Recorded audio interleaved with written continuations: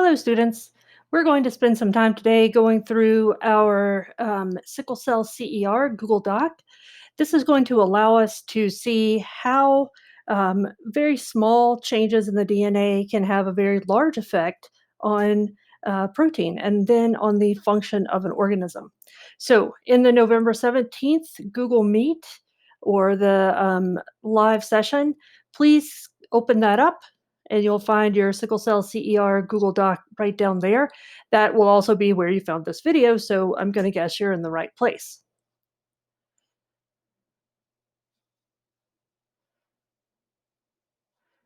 Here is your sickle cell CER, and we're going to be working on this standard right up here at the top. And it says develop and use a model to describe why changes to genes located on chromosomes may affect proteins and may result in harmful, beneficial, or neutral effects to the structure and function of the organism.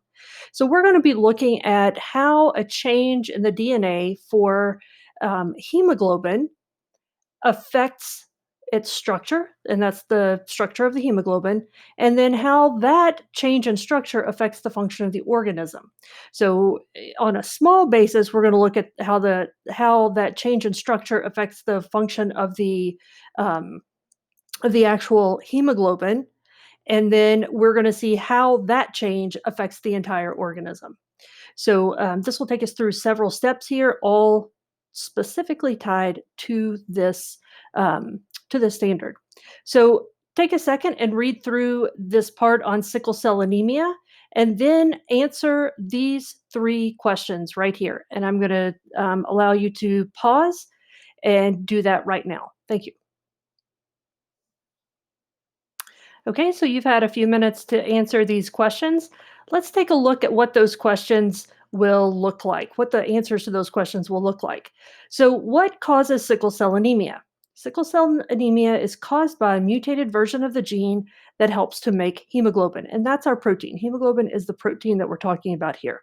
So, you're going to be able to see some discussion points that we're going to talk about right now, and you can follow along with those. You don't necessarily have to add those to your answer, but they're just some things that I would like for us to go through.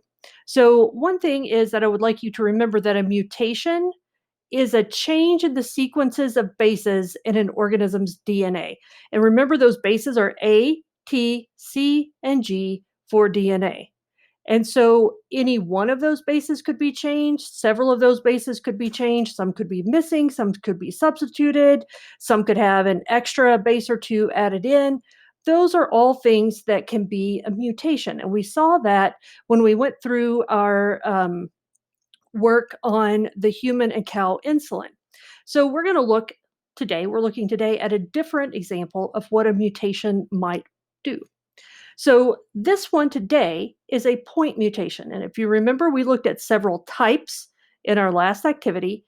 You don't have to be able to identify the types, but I will tell you what type it is that we're going through. So the type that we're looking at today is called a point mutation. So one single nucleotide is being changed. That could be an A is switched out for a G. It could be a T is switched out for an A. It could be any kind of change just in one single base, one single nucleotide. And we're going to be able to see that even that little bitty single change can have a really big impact on the way the protein works in the organism. We're going to see that that can happen. We're going to see why that happens. Okay, let's move on to the second question here. And the second question says, what happens if people have two copies of the allele for the sickle cell gene? Well, in that case, if you have two copies for the sickle cell gene, people have what's called sickle cell anemia. They have the disease, but they have to have two copies of the sickle cell, of the mutated gene for hemoglobin in order to have the disease. Let's go back and talk just a little bit about what we saw in earlier activities, like all the way back to our Sesame Street characters. We know that everybody gets one copy of a chromosome from their mom and one copy of the chromosome from their dad. So, if we're looking at this, what we're saying here is that an individual would have to get a mutated form of the gene for sickle cell anemia from the mom and a mutated form of the gene for sickle cell anemia from the dad. So the hemoglobin gene for both from both parents would be the mutated form, and that would give the sickle cell disease. Okay, so what happens if you have the sickle cell disease? What happens is that the sickled cells can break apart easily, and then if they break apart, then those cells die. Because we're talking about red blood cells here, hemoglobin exists inside of red blood cells. You have four molecules of hemoglobin inside each red blood cell. When those not quite right proteins are put under stress, they will cause the whole um, vessel, or sorry, the whole blood cell to do what's called sickling. And so when they sickle, that stretches those red blood cells out of what they should look like, and they can become brittle. They can kind of fall apart. And you can see that happening up here at the top of your screen. So that's a normal, healthy red blood cell. And so this is not a sickled cell, but this right here is a sickled cell. And you can see how those have a kind of a funny shape. So the contents of those red blood cells end up not having the shape that they're supposed to. And you're going to watch a video on that on Wednesday that will help you to see what that looks like just a little bit better. What happens otherwise if people have this two copies of this particular form of the gene for hemoglobin that causes these cells to sickle? People get episodes of pain, and they're called crises. It's called a sickle cell crisis, and often they can't get enough oxygen out to parts of their bodies. Sometimes because they have anemia, they have a lack of red blood cells because those red blood cells have kind of fallen apart, but often also because when those cells are sickled, they can't move through the capillaries in the way that they should be able to do. And so they kind of clog up the capillaries, and that can cause pain because cells in the body aren't getting the oxygen that they need. Um, so often people will get swelling of hands and feet because there's not good blood flow. They can get frequent infections, either because they have damage to their cells or because the stuff that's supposed to be getting to cells within the body can't actually get there. They can have delayed growth or puberty, and they can have vision problems. So it's not a really fun disease to have. It's pretty bad, and we'll talk about why people sometimes end up with it. Why does this exist? But and in order to do that, we're going to go on and talk about this third idea down here, which is what happens if people only have one copy of the allele for the sickle gene. So what happens if they have one normal copy? So that one normal copy of the gene would produce normal hemoglobin, and the other copy of the gene would produce the sickle cell hemoglobin, or the hemoglobin that will sickle. So when people carry only one copy of the sickle cell gene, or one allele, they don't have sickle cell anemia. They have what's called sickle cell trait. They can pass that defective copy on to their offspring, but what is beneficial in this case is that people who have sickle cell trait, so they have one normal copy of the gene that makes hemoglobin and one mutated form of the gene that makes hemoglobin, they have some protection from malaria. So it is very beneficial in areas where malaria is present. So people who have one of these mutated genes have protection against malaria. And malaria by itself can kill people. So these people are likely to survive, likely to be able to reproduce.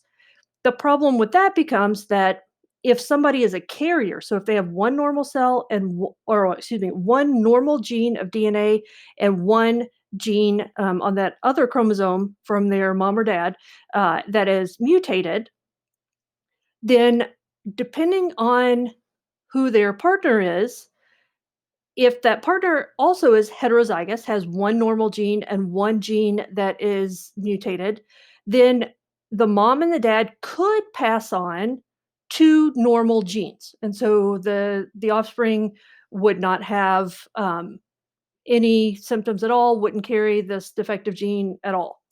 Or either the mom or the dad could pass on a defective gene, and then the other one could pass on a normal gene. And so that child or that offspring would have sickle cell trait, have protection against malaria, but not have sickle cell anemia. The other possibility is that both the mom and the dad could pass on the sickle cell gene. So they could pass on the gene for hemoglobin that causes the cells to sickle. And in that case, you could have a child with sickle cell anemia.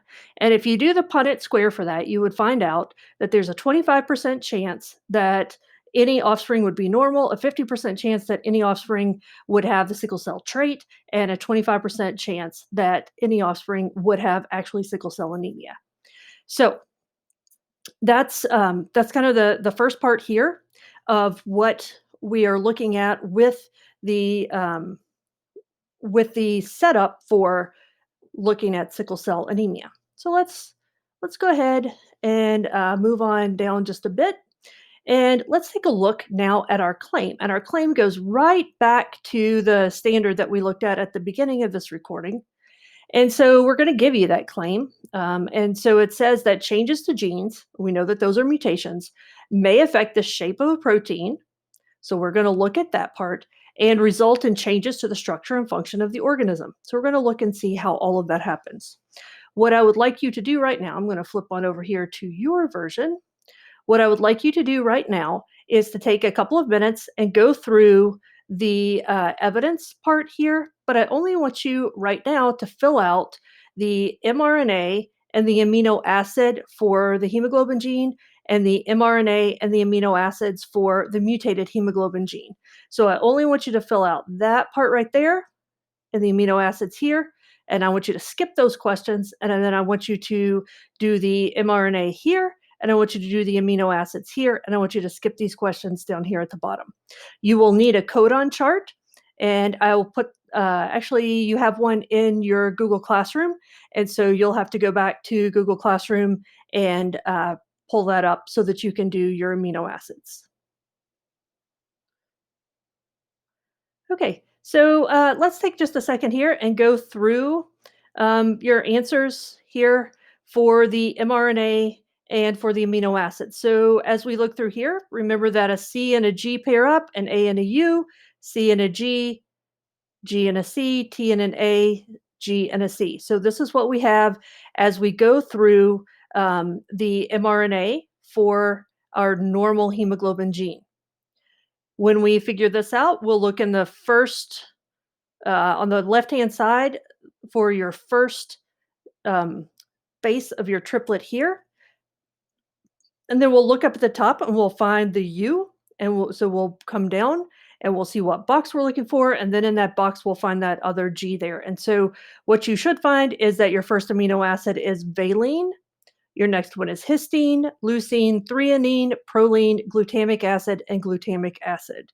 So here's your list of amino acids right there. Okay, check what you've got. If you don't have these figured out correctly, then go back and see if you can figure out how to get to these particular amino acids. Okay, now that you've checked your amino acids, let's take a look down here at the bottom. And so the first question is wanting to know, does this gene produce the correct shape of protein and how do you know? What do you think? In this case, the DNA does produce the correct shape of protein. How do you know that? The correct DNA will give the correct RNA. The correct RNA will give the correct amino acid. That amino acid chain, so once you get the amino acid chains put together, all of those put together in a row, those will fold correctly and they'll produce the correct protein. When they fold correctly, they'll produce the correct shape of protein, and that will give you the correct function of protein. If you were answering this on a test, that would give you a 5. So that's a nicely detailed answer right there. That would give you 5 on this particular answer. If you don't answer quite so completely, you could say that you've got the correct DNA and the correct RNA, which will give you the correct amino acids. Okay. What's the function of this hemoglobin protein? And I don't think that you would know that. So I've got it for you here. The hemoglobin can carry oxygen to the cells, and it has the correct shape to move through the blood vessels. So the hemoglobin is going to have the correct shape. It's not going to be sticky, and it's going to be able to move through the blood vessels. What happens with the hemoglobin in sickle cell anemia is that the hemoglobin, instead of being four separate little sections or four separate little molecules inside the red blood cell, they all stick together, kind of a rod. It makes that red blood cell, instead of being in a circle form, it makes that red blood cell sickle or turn into almost like a banana shape. Okay, let's go on down and let's check our answers here for the mutated hemoglobin. And so you'll find something similar here. Whoops. You'll find something similar here. You'll go all the way through this first one for the RNAs. And again, you'll just match up your bases and then you'll go through your amino acids. Think for a minute, identify where you have a change in your DNA. You might want to circle that. Circle where you have a change in your RNA, and then circle where you have a change in your amino acid.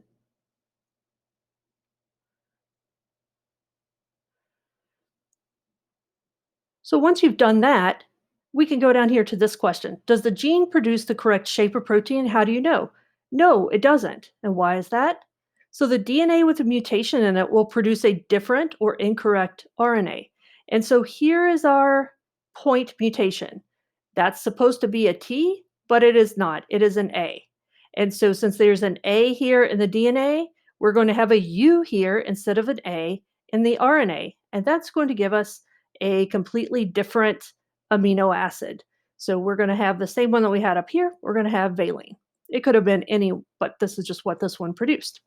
So we know then that we're going to have that different RNA. So that's going to give us a different amino acid. When we get our chain put together, that amino acid chain is going to fold differently. It's not going to fold correctly so that the hemoglobin will function right. And so the protein's going to have a different shape. When that protein has a different shape, it's also going to have a different function. So here we can say that the function is irregular.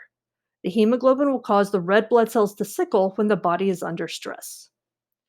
This is about as far as we got in class, and I think it's actually just a little bit farther than we got in sixth period. But you're welcome to take a look at this and make sure that you have your sickle cell worksheet, this one right here. Make sure that you have the sickle cell worksheet filled out through this part.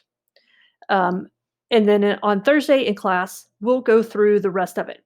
And I'll start each class where we ended. And like I said, at least one of the classes didn't quite get that far, so you may review a little bit of it in class, but that's okay. Hope that you are doing well, and I'll see you soon.